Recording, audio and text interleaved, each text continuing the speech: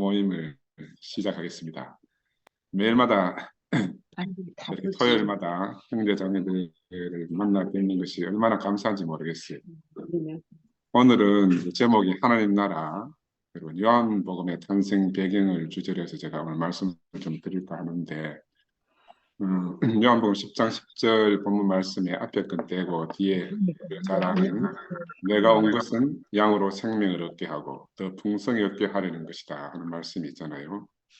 결국 하나님 나라는 바로 우리로 하여금 생명을 얻게 하고 더 풍성히 얻게 하는 곳이 하나님 나라라고 말할 수 있고요. 예수가 이렇게 이제 우리에게 찾아오셨습니다.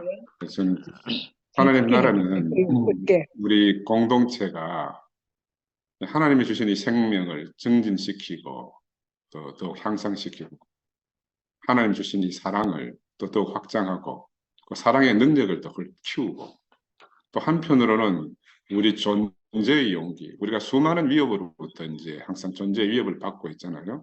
그래서 우리 존재의 용기를 북돋워 가지고 우리 존재를 억압하는 것은 무엇이든지 거기에 대해서 두려움 없이 맞서고 그리고 또 한편으로 형제들의 존재를 증진시키고 향상시키는 것은 우리가 함께 무엇이든지 지지해주는 그런 게 하나님 나라라고 저는 생각이 들었습니다. 사실은 하나님도 중요하고 하나님 나라도 중요하고 또 우리가 이렇게 함께 사는 이 공동체도 너무너무 중요하거든요. 그래서 제가 이제 지난주 간단하게 이제 새 공간 복음의 형성 과정을 살펴보았는데 이제 요한복음 조금 다르거든요. 그래서 오늘은 요한복음의 형성 배경을 조금 한번 살펴보고자 합니다. 왜 그런가 하면 저는 원래 고향이 밀양이에요. 나는 밀양을 살아본 적이 없는데 이제 항상 어디 이제 군의관으로 갈 때 장교로 가면은 막 조사를 싹 세밀히 하거든요. 그러니까 본적만 가지고 안 되더라고. 보통 대부분은 본적만 쓰면 되는데 장교 이제 신원조회를 하니까 뭐 원적까지 다 디비더라고. 그래서 이제 원적이 밀양이라는 것도 알게 됐고 그게 이제 그러면서 아버지 돌아가시고 나서 내가 내 조상의 뿌리가 대구가 아니고 밀양이 내 조상의 뿌리가 있구나 해서 늘 밀양에 대해서는 어떤 향수 같은 게 있었습니다. 마찬가지로 이제 제가 공간복음하고 이렇게 이제 요한복음 이렇게 배경 같은 거 살펴보는 것은 우리는 분명히 지금 한없는 생명을 직접 누리고 살잖아요. 그럼 이 생명이 도대체 어디서 흘러왔는가 이런 이제 것들 한번 살펴보는 것도 지금처럼 위기 상황에서는 참 중요할 것 같아가지고 제가 이제 형제들하고 한번 이걸 나누었으면 해서 이제 말씀을 드리겠습니다. 그 주후 100년경 그러니까 예수님이 이 세상에 오시고 나서 한 100년 정도 지나서 요한 공동체가 어떤 상황을 겪고 있었어요. 그래서 요한복음이 쓰여지게 된 배경인데 제가 살펴보니까 야 지금 우리하고 너무너무 비슷한 과정을 겪었더라고요. 이 당시에는 예수님 돌아가시고 나서 한 4후에 AD 한 6, 70년이 지나가지고 AD 한 100년경이라고 되어 있는데 얼마나 많은 충격을 받았습니까? 예수가 십자가에서 이렇게 처참하게 돌아가셨다는 것도 엄청나게 충격이었는데 얼마나 그 충격이 가시기도 전에 자기들이 늘 하나님이 계실 거라고 생각했던 그 거룩한 성 예루살렘 성이 돌 하나 또 돌 위에 첨놓이지 못하도록 완전하게 회파되는 것을 보면서 아마 우리가 상상할 수 없는 그런 엄청난 충격을 받았을 거라는 생각이 들어요. 이 사람들은 어떻게 생각하는가 하면 만약에 야훼 하나님이 살아계시다면 절대로 일어날 수 없는 일을 자기들 인생에서 2번이나 겪은 거잖아요. 성경에 보면 구약 성경에 보면 하나님의 의로운 사람을 버리지 않는다 이렇게 하셨는데 예수보다 더 의로운 사람이 없으리라 생각했는데 그 예수는 전혀 하나님의 응답 없이 이렇게 처형을 당했고 또 누구든지 그냥 지성소에 들어오면 함부로 들어오면 죽는다 그랬거든요. 그러니까 이 사람들이 생각할 때 로마 군인들이 성전에 들어올 때 야 저놈들이 저 지성소 들어갔다가 다 죽을 건데 이렇게 기대했는데 한 명도 안 죽고 성전만 완전히 깡그리 회파되고 자기들 백성만 죽게 되는 걸 보면서 이 사람들의 절망 상황은 어땠을까? 분명히 일어나야 될 일들이 2번 다 아무 일도 일어나지 않았는 거예요. 그러면서 이 요한 공동체는 정말 현실적으로 이제 새로운 시련을 맞이하고 이제 어려움에 봉착하는 그런 지경에 왔어요. 근데 이 사람들이 그 후에 어떻게 살았는가 하면 예수 사후에 처음 예수를 따르던 이 추종자들은 시나고그라고 유대교회의 모임이 있잖아요. 시나고그라 그러잖아요. 그 회당 안에서 함께 그 유대교를 믿는 사람들과 함께 생활하면서 그 안에서 예수 운동을 하고 이렇게 있었거든요. 그래서 이제 책에 이런 데 살펴보니까 이런 사람들을 유대교인들이 뭐라고 부르는가 하면 그 길을 따르는 사람들, 그 길이라는 건 예수의 길을 따르는 사람들이라고 구별돼 갖고 이렇게 이제 집단, 구별된 집단으로 이렇게 취급을 했대요. 그런데 이제 어떻게 전혀 길이 다른데도 함께 갈 수 있었는가 하면은 이 이제 유대교의 교인들은 과거 얼마 전에 그 예언서들 중에서 소예언서들이 있잖아. 그죠? 간단간단하게 우리 구약에 보면 나와 있는 그런 예언서들 이렇게 있는 사람들, 이사야나 호세아나 아모스나 미가 이런 사람들도 조금 뭐 자기들하고 다른 목소리를 냈더라도 그런 사람들을 다 포용하고 나니까 그런 사람들로 인해서 유대교가 확장되어 가는 걸 경험했는 거라. 그러니까 예수를 따르는 사람들도 우리하고 함께 살면서 그렇게 우리 유대교에 확장하는데 좀 이바지하기를 기대하고 함께 생활을 했었는데 언제 이제 틀어지게 생겼는고 하면은 그 예루살렘 성전이 한 70년 대가 멸망하잖아요. 주 66년부터 유대 로마 전쟁이 일어났는데 이때 이제 대부분의 유대교인들은 전부 다 자기 나라 유대의 독립을 위해 가지고 열심을 내서 이제 막 다 하여튼 분투하고 있는데 예수 추종자들은 아무도 그 유대 민족의 이스라엘의 독립에는 상관이 없이 사는 거다. 왜냐면 이 사람들은 곧 예수가 재림할 거라는 사상 때문에 지금 뭐 이스라엘이 해방되고 이런 거 관심이 없어요. 그 독립에 전혀 관심이 없었는 거라. 쉽게 말하면 그 시대의 상황이 어떻게 변하는지 전혀 개의치 아니하고 임박한 재림만 기다리고 있습니다.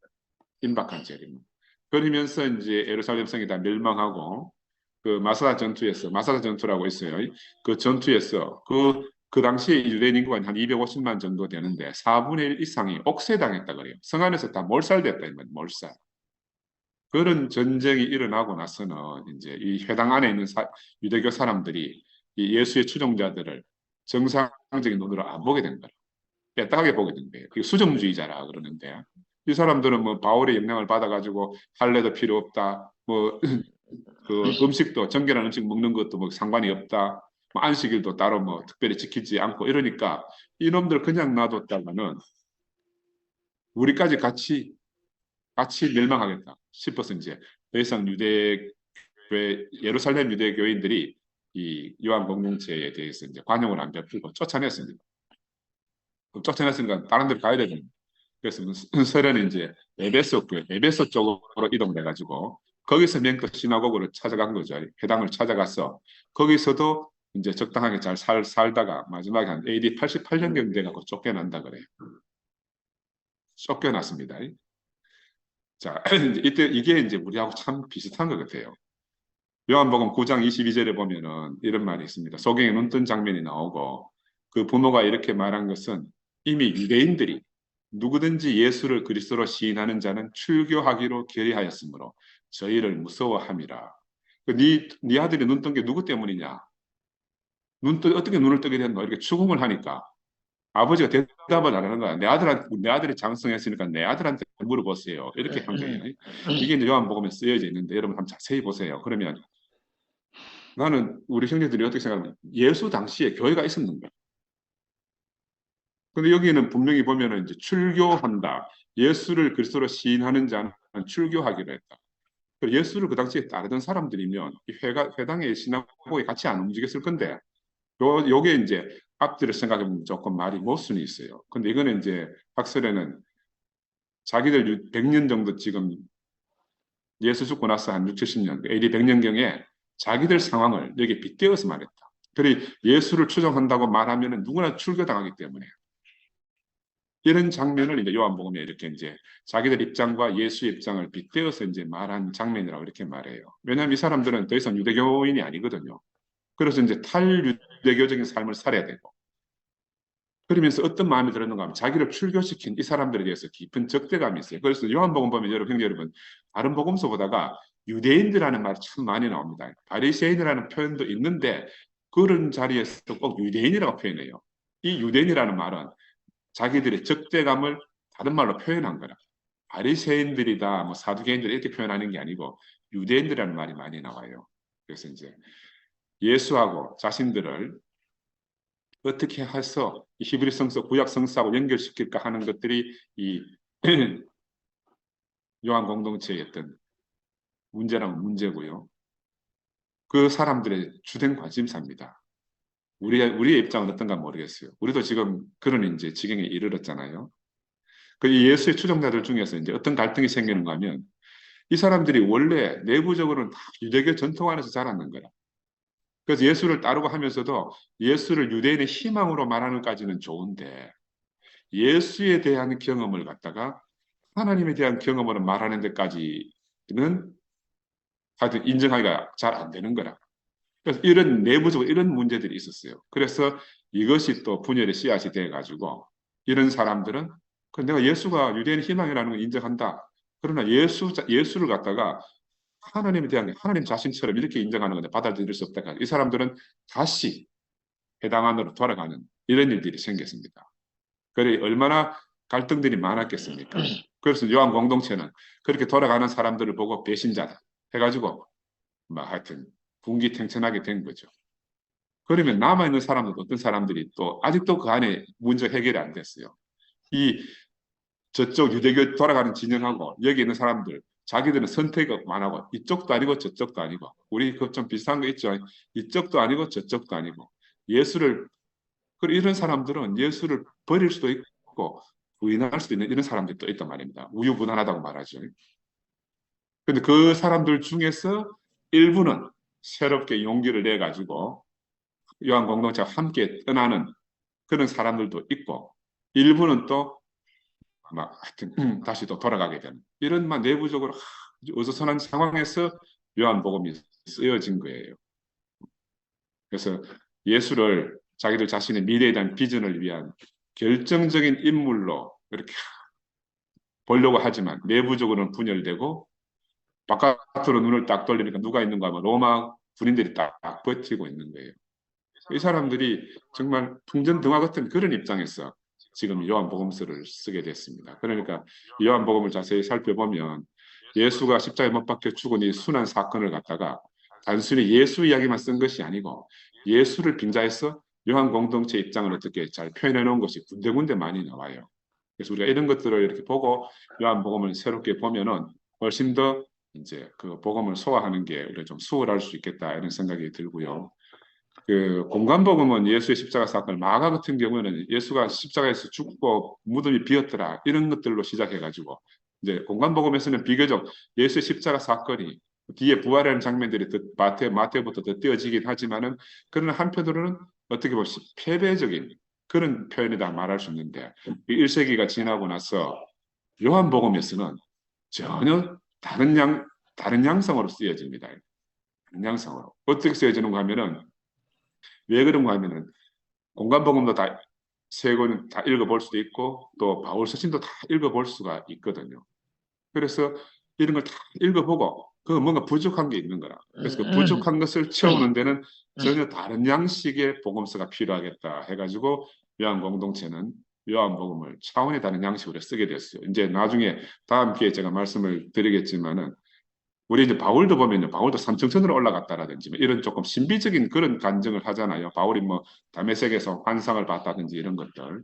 이런 것들이 그 유대 AD 1세기경에 유대 히브리인들 안에 유행하는 신비주의적인 경향이 있었답니다. 그래서 요한복음은 아마 그런 신비주의를 깔고 복음서가 쓰여졌다 그렇게 말해요. 그래서 이런 것들 좀 알고 요한복음은 마지막에 그래서 어떻게 하면 이 패배를 승리를 바꿀까 해가지고 예수가 십자가 못 박혀 죽으시면서 다 이루었다. 전혀 다른 관점에서 십자가에서 못 박혀 죽은 것이 패배가 아니고 예수가 자기에게 이 땅에 오신 이유를 완전하게 다 이룬 승리로 바꾸는 그런 이제 장면이 드러나거든요. 네. 저는 이제 왜 이런 요즘 고민을 하는가 하면 예수가 사람으로 죽었으면은 살았을 때도 나는 분명히 사람으로 살았지 않겠나. 저는 이런 생각이 강해요. 그런데 만약에 사람으로 살았다 그러면 어떻게 예수 안에서 제자들은 그 안에서 하나님을 봤을까? 이게 숙제잖아요.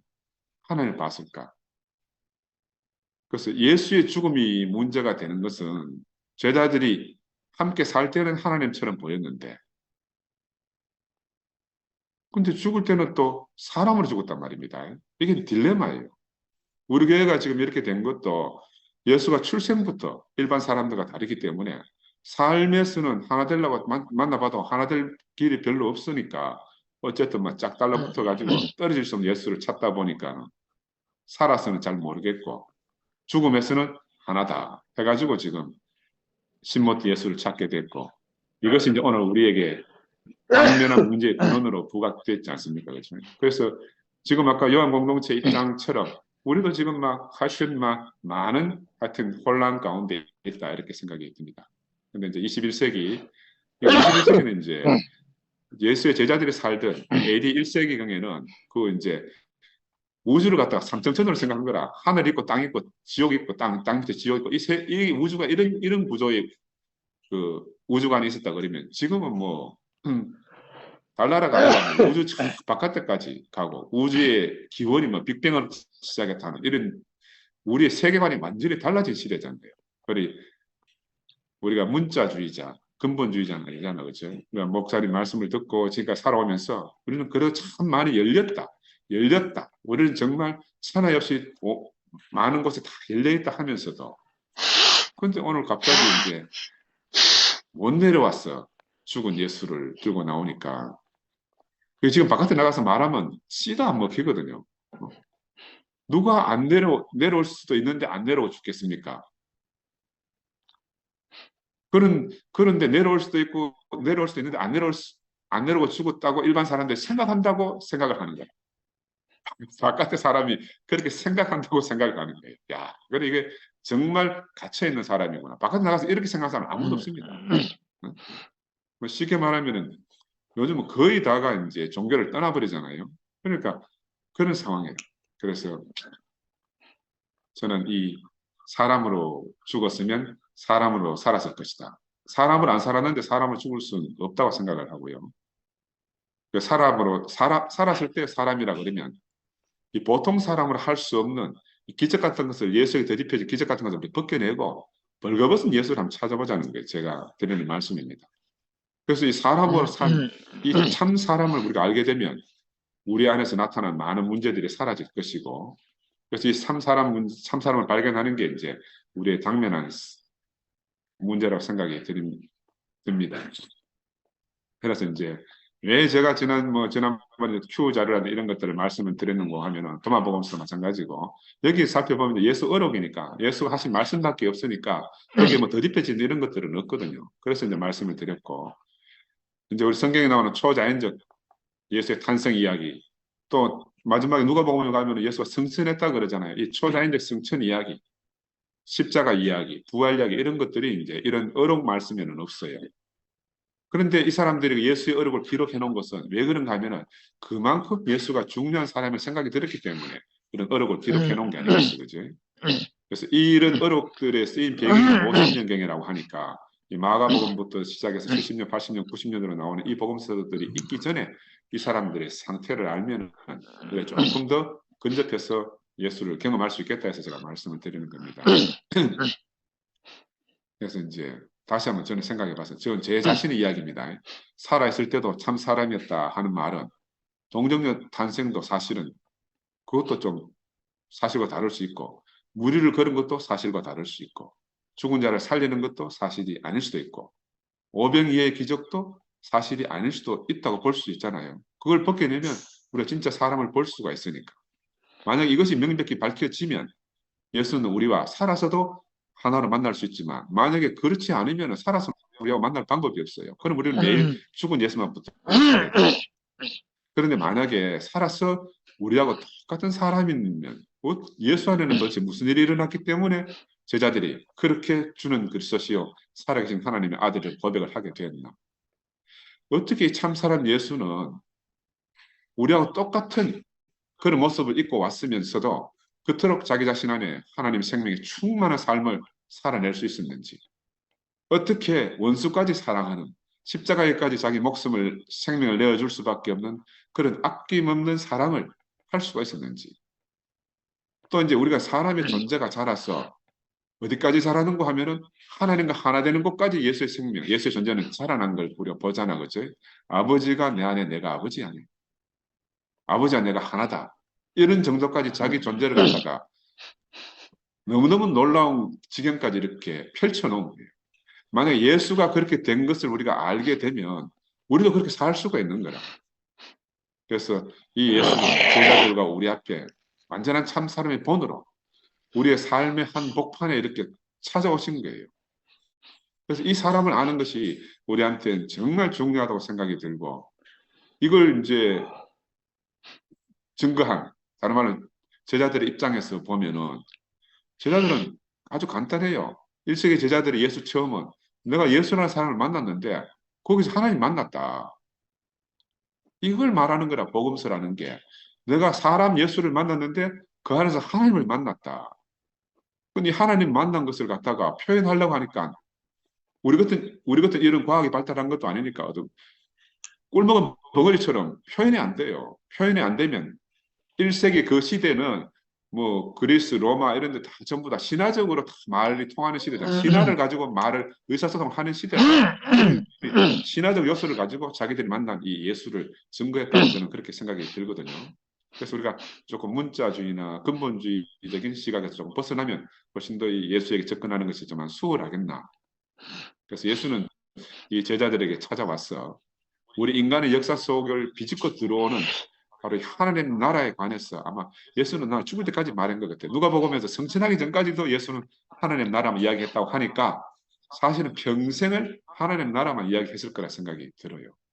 이 하나님 나라가 예수 인생에서 지배적인 주제였을 거라 생각이 들고 피곤하다. 그러니까 하나님 나라라는 말이 무엇을 의미하는지 우리가 정말 궁금하잖아요.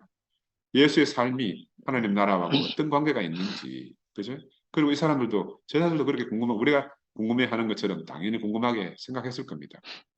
예수를 보니까 그 삶이 너무 온전한 거라. 예수를 보니까 그 생명이 너무너무 자유로운 거라. 우리는 유대교 율법에 탁 매여 있는데 너무너무 자유로운 거야. 율법을 벗어나서 살고 있거든. 그죠? 우리가 인간이 자의식을 가진다 하는 것은 생존의식을 가진다 하는 거거든요. 생존의식이라는 것은 뭐예요? 내가 살기 위해서 내 울타리를 쳐야 된다. 내가 스스로 방어벽을 만들어야 되는 거거든요. 한국 사람, 한국 사람, 일본 사람, 일본 사람. 이게 생존의식의 본능이거든요. 이걸 나쁘다 말할 수는 없잖아요. 근데 예수를 보니까 전혀 그런 생존의식 자체가 없는 거라. 마지막 십자가에서까지 자기 생명을 내어주는 완전히 자유로운 사람. 끊임없이 자기 것을 내어주는 사람으로 사신 거예요. 모든 것을 내어주는 사람. 궁극적으로는 자신의 생명도 자신의 목숨도 내어주는 사람으로 보여졌기 때문에 그 제자들이 볼 때는 감당이 안 되는 사람을 만난 거죠. 그렇지? 그래서 우리는 이 예수의 인생을 통해서 그러면 예수는 어때가지고 그 인간성이 그 하나님 신성을 향해서 그렇게 활짝 어떤 벽이 없이 열려질 수 있었나? 십자가에 못 박혀 죽고 나니까는 휘장이 찢어졌다 그랬는데 아마 그거는 예수 제자들이 예수 안에서 하나님 신성을 향한 인간성이 확장되어서 열려지는 걸 보고 아마 그렇게 안 썼겠나 싶어요. 그래서 예수의 삶을 보니까 어떻게 인간의 삶이 신적인 삶의 경험을 전달해주는 수단이 되나? 저 사람 도대체 누구이길래? 우리는 전혀 표현해낼 수 없는 그 하나님 생명 자체를 갖다가 우리에게 전달해주는 그런 사람인가? 그런데 제자들이 분명히 봤거든요. 그걸 봤단 말입니다. 봤는데 그것을 우리한테 전달해주고 싶어서 복음서를 써놨는데 우리가 요즘 이제 2000년 지나고 나서 보니까 이제 좀 헷갈리는 것도 있고 이래서 지금 이런 일들이 벌어진 거라 저는 그렇게 보고요. 뭐든지 제자들이 표현한 그 복음서의 내용은 지금 우리 언어로 표현하면 예수는 참 사람으로 삽니다. 참 사람 안에서 참 하나님 나타나셨다. 이 말을 우리한테 전해주는 거지. 우리도 지금 우리가 진짜 사람인 줄만 알면 우리 죽음에 매여서 살 필요가 없잖아요. 사람이니까 피조물이니까 당연히 태어난 날이 있으면 죽는 날이 정해진 거잖아요. 너무너무 자명하고 너무너무 당연한 사실이래. 그런데 어느 누구도 예수 이전에 어느 누구도 참 사람을 산 사람이 없었던 거예요. 그러니까 다 죽음을 피하려고 하고 죽음을 회피하려고 이렇게 사는 거라 사람들이.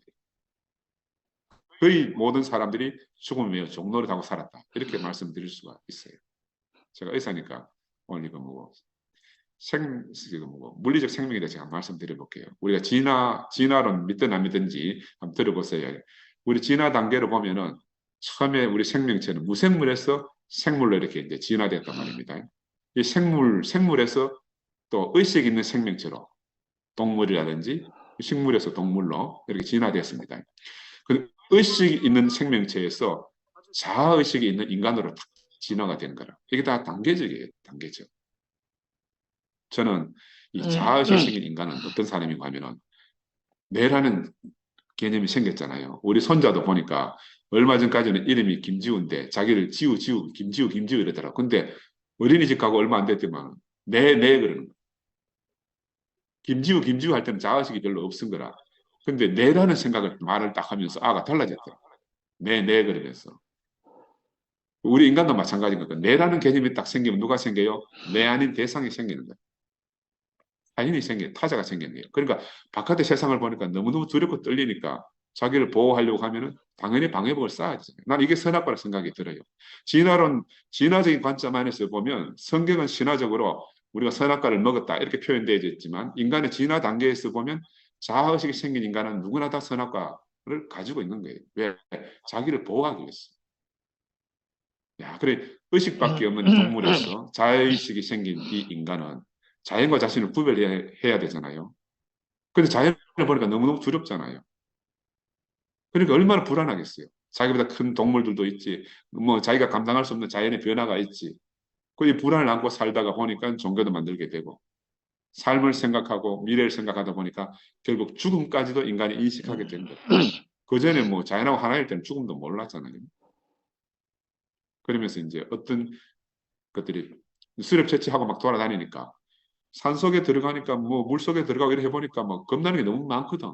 그래, 야, 저건 다 뭐 정령이 있다 이렇게 생각하는 정령. 산에도 산신령이 있고 뭐 물에도 물의 신이 있고 뭐 불에는 불의 신이 있고 다 정령 사상에 들어온 거예요. 우리 인생 안에. 만물 안에 영이 있다 이런 생각이 들어올 시기가 수렵 채취 생활 하던 시기다. 그러다가 이제 농사를 짓게 됐으니까 농사를 짓게 되고 나니까 비를 내리는 신, 땅을 지배하는 신. 이게 또 이제 생기는 거야. 구체적으로. 풍요의 신이. 땅을 갖다 비옥하게 해준 이런 신들. 이런 신 개념이 싹 바뀐 거죠. 정령에서 이런 신들로. 그러다가 이제 아브라함도 보다시피 아브라함도 이제 부족을 이루고 살게 되니까 어떤 신이 생겨요? 부족신이 생기는 거예요. 부족신은요. 우리 부족 말고 다른 부족은 다 적으로 생각해서 무찌르는 데 항상 도움을 주는 신. 이게 부족신입니다. 그래서 예수가 오기 전에 이스라엘 백성들이 믿던 신들은 다 부족신이에요. 자기 백성만 위하는 신이거든. 근데 예수는 우리에게 오셔가지고 바울이 고백하듯이 우리 주 예수 그리스도의 아버지 하나님. 이 아버지 하나님은 만유의 주, 만유의 주. 그 신도 이렇게 신의 개념도 우리를 통해서 이렇게 변해오고 있습니다. 우리가 의식이 다른 차원으로 이렇게 변해가듯이 저는 선악과 생명과도 그렇게 생각이 들었어요. 어떤 생각이 드는가 하면 선악과 바깥에 선악과를 둘러싸고 있는 생명과라. 근데 인간은 선악과에 갇혀가지고 바깥에 더 큰 세계가 있는 걸 몰라. 자기 자아의식이 생긴 인간은 자기를 보호하는 선악의 벽에 다 갇혀있는 거예요. 벽을 쌓고. 근데 예수는 어떤 사람인가? 그 선악의 벽을 자기를 보호하려는 보호의식을 싹 없앴어요. 그 선악과가 싹 사라진 거지. 그럼 바로 더 큰 생명의 세계로 연결되는 거예요. 나는 이게 진화론하고도 이렇게도 연결될 수 있겠다. 저 혼자 생각입니다. 하여튼 나는 그렇게 생각하니까 야 하나님 말씀은 지금 새롭게 아무리 뭐 진화론이 나오더라도 모든 걸 다 흡수 소화할 수 있는 거라. 우주가 빅뱅으로부터 지금까지 끊임없이 팽창한다 하더라도 이런 모든 것들을 만유의 주로서 설명이 가능하겠다 하는 생각이 들어요. 그래서 우리는 분명히 우리가 누리는 생명이 있는데 이 생명을 갖다가 우리가 가진 언어로 100% 표현해내면 하나님이 얼마나 기뻐하시고 좋아하시겠나. 그래서 인간의 의식이 변화함에 따라서 신개념도 계속 변한 거예요. 그러면 지금은 신개념이 어떻게 변했습니까? 저 하늘 위에 있는 하나님 아니잖아요. 그래서 우리 바깥에 있는 하나님 이렇게 말합니다. 근데 최근에는 더욱더 진보해가지고 내 안에 계신 하나님, 내 안에 계신 신으로 신개념이 자꾸 바뀌어가는 거라. 우리도 이렇게 이제 큰 눈을 뜨고 이런 개념들을 한번 살펴볼 필요는 있겠다. 이걸 성경에 보면 바울이나 요한복음을 보면요, 이 의식이 인간의 의식이 어떻게 변하는가, 경계 변화하는 걸 볼 수가 있어요. 우리가 이제 바울이 말한 그 골로새서에 보면 우리는 하나님께로서 나서 이렇게 말하잖아요. 우리는 하나님께서 나서 그리스도 예수 안에 있고 하나님께서 나서라는 말은 우리가 하나님과 이미 연결되어 있다는 거예요. 그건 다른 말로 말하면 우리가 선악의 세계의 벽을 뚫고 나와서 그보다 더 큰 세계, 생명의 세계와 이미 연결되어 있다는 거예요. 이게 놀라운 의식의 발전인 거예요. 의식의 발전. 외부에 있는 하나님이 우리 안으로 옮겨졌다. 그 말이잖아요. 의식이라는 건 전부 우리의 생각 속에, 우리의 의식 안에 있으니까. 그래서 요한복음에는 아버지가 내 안에, 내가 아버지 안에, 아버지와 나와의 경계가 없는 이런 신세계가 요한복음을 통해서 우리 앞에 펼쳐진 거라. 그럼 이 사람들을 우리가 깊이 알면, 야, 그 예수를 아는 게 너무너무 수월해지겠다. 이들의 의식의 범주가 너무너무 놀라울 만큼 확장된 거예요. 확장됐어요.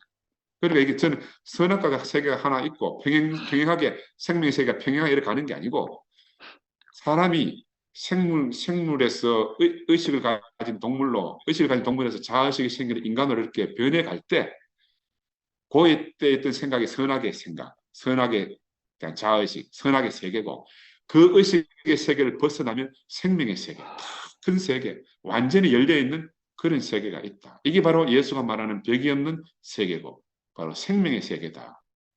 자기 보호 본능이 다 사라진 세계.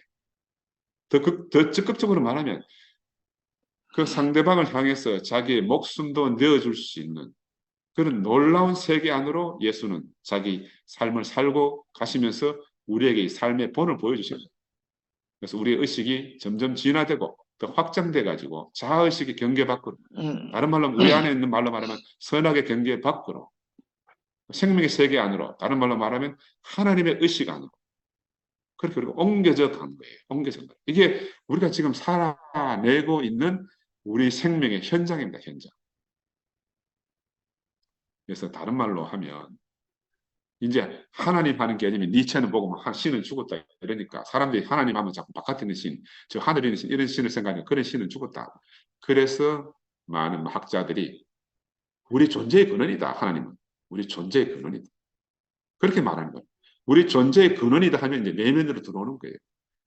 요한복음에 아버지가 내 안에 내가 아버지 안에 하는 말처럼 똑같은 거예요.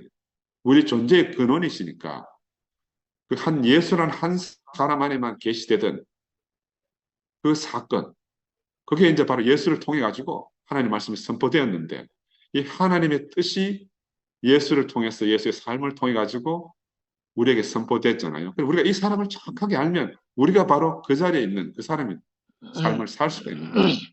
그 사람이 바로 베드로가 당신은 그리스도시요 살아계신 하나님의 아들입니다. 이렇게 고백하게 된 그 자리에 우리가 처하게 되는 거예요. 야, 나는 이 정말 놀라운 세계다. 우리가 지금 살고 있는 세계가 그런 세계입니다. 이 예수는 바로 우리 자신의 벽을 허물러 우리에게 찾아오신 거예요. 우리를 하여금 우리가 지금 터닫고 있는 이 경계 바깥으로 나오라고 우리를 불러내시는 거예요. 때가 차고 하나님 나라가 가까웠다는 것은 이제 너희가 울타리 안에 갇혀 있는 울타리를 벗어서 더 큰 세계로 나오너라. 그래서 예수는 바로 우리의 삶이 하나님의 실자와 연결되도록 우리에게 생명주로 오신 거죠. 그래서 야, 이 삶의 참 의미가 우리가 이 의미를 눈만 뜨게 되면 야, 우리는 당연히 뭐 베드로가 그 엄청난 고백을 한 것처럼 당신은 살아계신 하나님의 아들이다. 그렇게 고백하지 않을 수가 없는 거예요.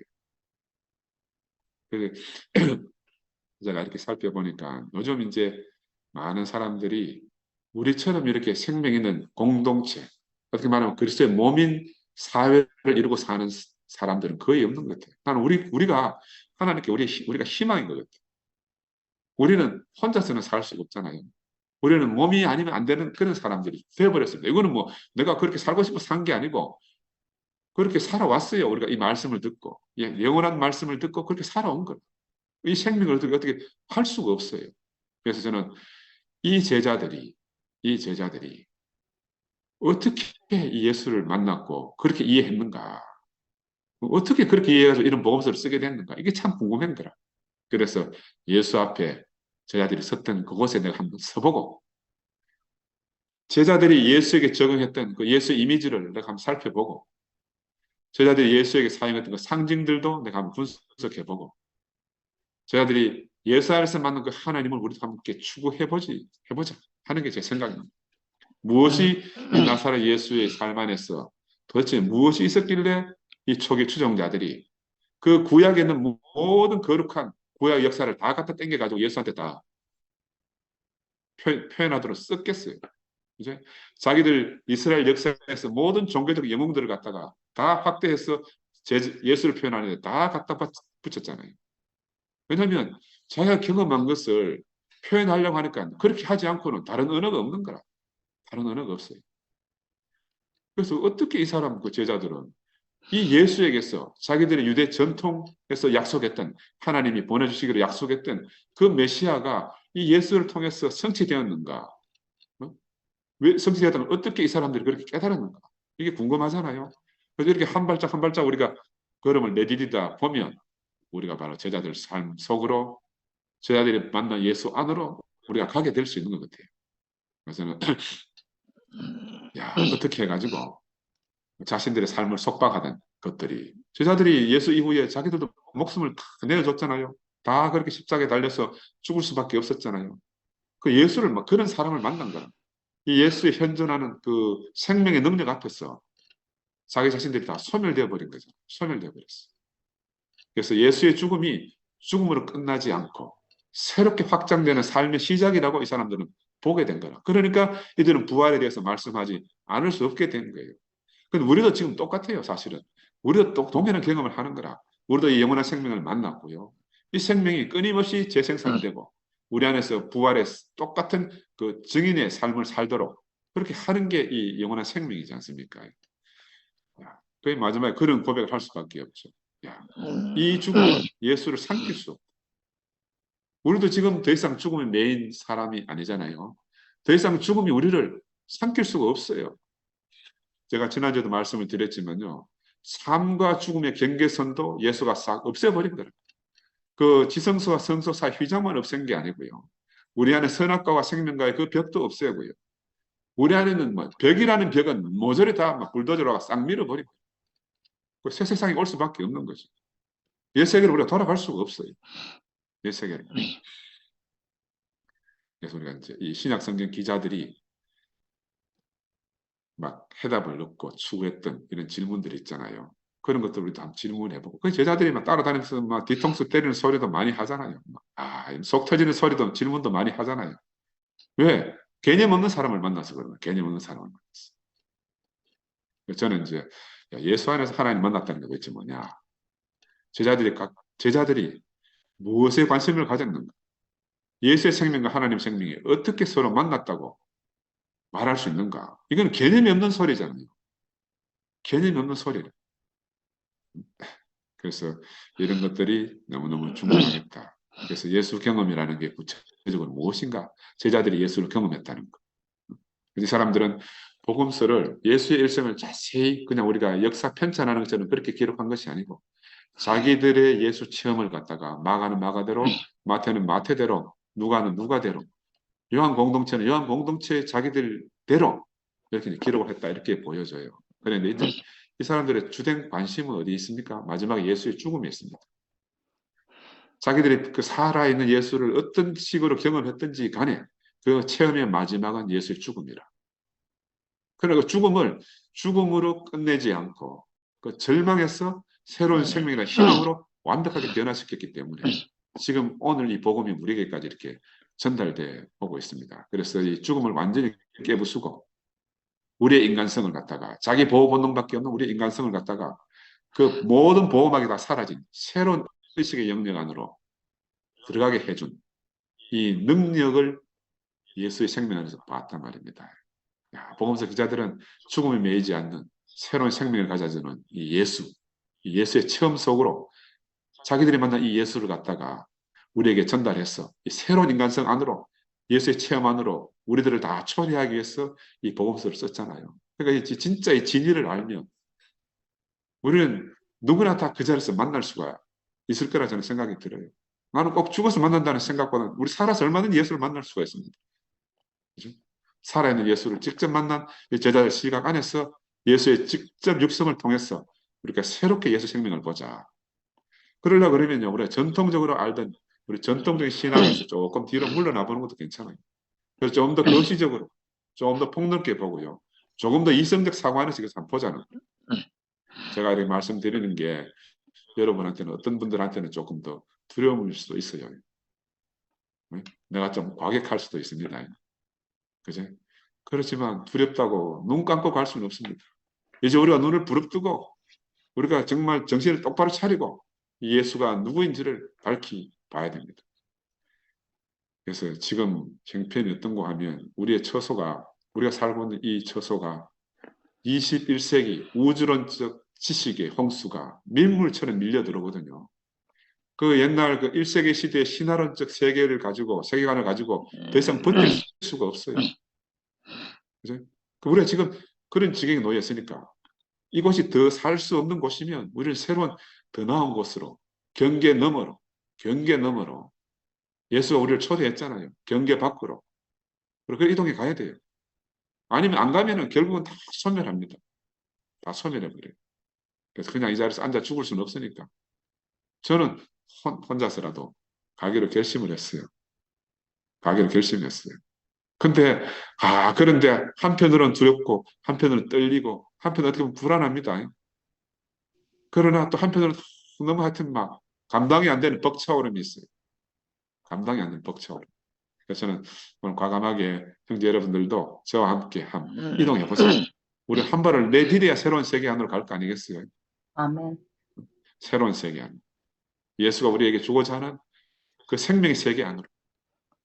그러니까 온 우주를 포함한 만유의 주로 오신 그 예수가 어떻게 진화론 안에 매여 있겠습니까? 진화론 들고 돌아오면 우리가 할 말 없는 사람이었잖아요. 근데 우리는 이미 생명을 가지고 있으니까 나는 그 모든 것에 대해서 다 설명 가능하다. 그들을 능히 우리 생명의 세계 안으로 포함할 수 있다. 그죠? 우리가 언어가 그동안 부족했어요. 근데 왜냐면 나는 교회 안에서만 살았거든. 교회 언어 말고는 다른 언어에 대해 관심이 없었어요. 근데 이번에 처음으로 교회 밖의 언어를 한번 살펴보니까 야, 이 교회 밖의 언어를 가지고 우리 안에 생명을 표현하는데 너무너무 좋은 거라. 너무너무 확장되고. 예수는 처음 서두에 말씀드렸지만요. 하나님은 생명이다. 우리가 그 하나님 생명을 예수 안에서 본 거예요. 예수는 내가 생명이다. 양으로 생명을 깨고 더 풍성히 하려고 왔다 했잖아요. 하나님은 사랑이시다. 생명도 나눠주는 거고 사랑도 나눠주는 겁니다. 그러니까 궁극적으로는 우리가 이렇게 생명을 서로 나누고 교통하기 위해서 오늘도 주 모임을 하잖아요. 나누어주는 거예요. 희생하는 게 아니에요. 희생하는 게 아니라니까 생명을 나누어주는 거예요. 끊임없이 나누어주다 보니까 어디까지 갔는가 하면은 그 자기를 죽이려는 원수 앞에까지 가서 자기의 생명을 그렇게 내어준 분이 되었습니다. 우리를 위해서 대속한 것도 아니에요. 우리를 위해서 희생한 것도 아니에요. 그는 자기의 생명을 그렇게 살고 간 거라. 근데 우리가 뒤에서 따라와서 보니까 저게 진짜 우리의 참 생명이구나. 우리도 그렇게 따라가야 되는 거죠. 우리도 그 삶을 본받았어. 그가 길이라고 하는 거. 그가 생명이라고 하는 거. 그걸 우리가 함께 가야 되는 거예요. 너무너무 놀라운 그런 삶 안으로 예수 우리를 초대하고 있고 제자들이 바로 그런 예수를 만나서 우리에게 복음서를 가지고 초대장을 보냈다. 저는 그런 생각이 듭니다. 그래서 우리가 다 함께 흔들리지만 흔들린다는 것은 더 견고해지는 거라. 흔들린다는 더 견고해지기 위해서 흔들리는 거예요. 흔들리는 것도 긍정적으로 우리가 받아들이면 좋겠습니다. 이런 세계로 부르신 주님을 찬양합니다. 아멘. 아멘.